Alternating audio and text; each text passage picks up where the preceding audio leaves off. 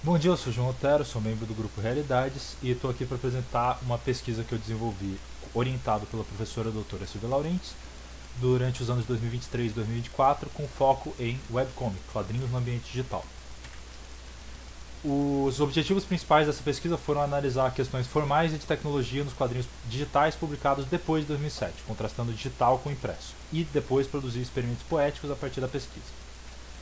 A justificativa foi pela falta de pesquisa pré-existente em questões com foco em questões tecnológicas. A pesquisa existente tende a focar mais em questões de conteúdo. A pesquisa que existe focada em questões tecnológicas também foca muito mais em um período anterior. Não tem muita coisa contemporânea falando do que está acontecendo nesse momento.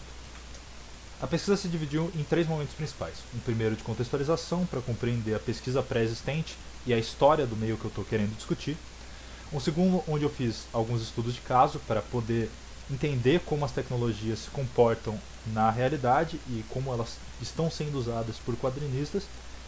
E após isso foi feita uma produção prática para conseguir demonstrar e adicionar à pesquisa uma perspectiva autoral, além da perspectiva de crítico que aparece nas outras partes.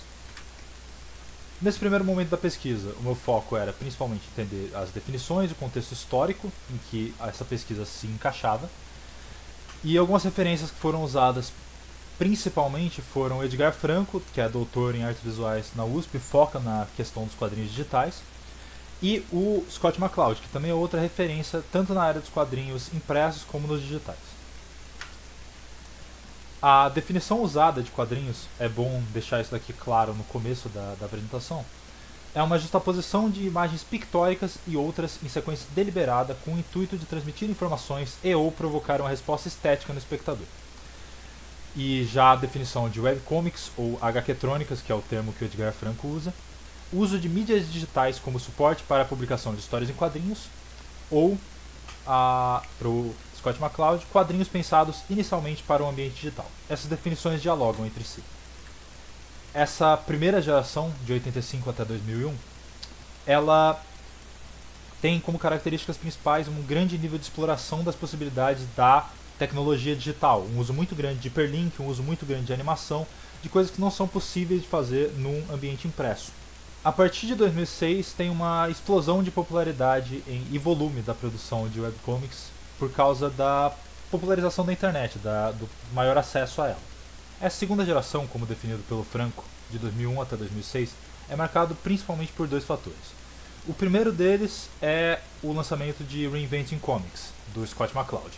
Ele traz à tona vários tipos de discussão sobre as possibilidades do quadrinho no ambiente digital.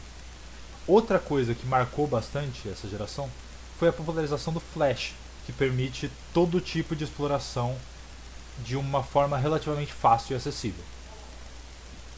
Por fim, essa terceira geração, começando em 2007, é marcada pelo smartphone, pelo uso dos aplicativos e redes sociais para a difusão de quadrinhos e pela presença das plataformas de publicação.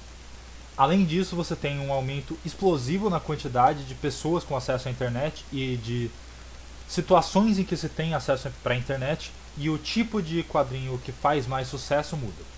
Aqui na tela temos 2 plataformas, o Webtoon e o Tapas, que são particularmente populares. As características específicas das webcomics, o Edgar Franco faz uma divisão das características das HQtrônicas, como ele chama, nessas aqui. Animação, diagramação dinâmica, trilha sonora, efeitos sonoros, tela infinita, tridimensionalidade, narrativa multilinear e interatividade. O Franco divide as características específicas das HQtrônicas nessas aqui. A divisão que nós usamos nessa pesquisa é diferente da dele. Nós juntamos algumas coisas como animação e diagramação dinâmica, que ele define como animação e movimento na diagramação. Para essa pesquisa, a divisão que a gente fez, nós juntamos alguns desses pontos, discutimos outros em contextos separados e acabamos chegando nesses 5 pontos: movimento, som, tela infinita, multilinearidade e interatividade. Multilinearidade aparece como uma quebra da estrutura linear do quadrinho. É possível escrever um quadrinho não linear e tem elementos não lineares ou multilineares em um quadrinho impresso, porém o digital permite que você faça isso de formas diferentes, usando hiperlinks ou outros tipos de recursos.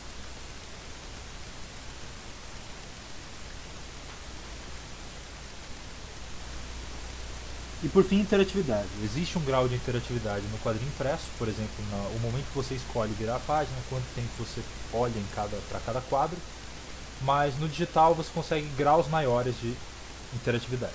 No terceiro momento da pesquisa, teve a elaboração de um projeto prático, que é disponível nesse site aqui. No terceiro momento da pesquisa, nós elaboramos um experimento prático, quadrinho experimental que utiliza todas as características previamente discutidas. A história segue esse personagem, Marcelo, que sofre de alucinações. Essas características específicas do digital aparecem apenas nessas alucinações dele. Essas características únicas do digital aparecem durante essas alucinações. Nos primeiros capítulos eu utilizei som e animação para retratar as alucinações dele.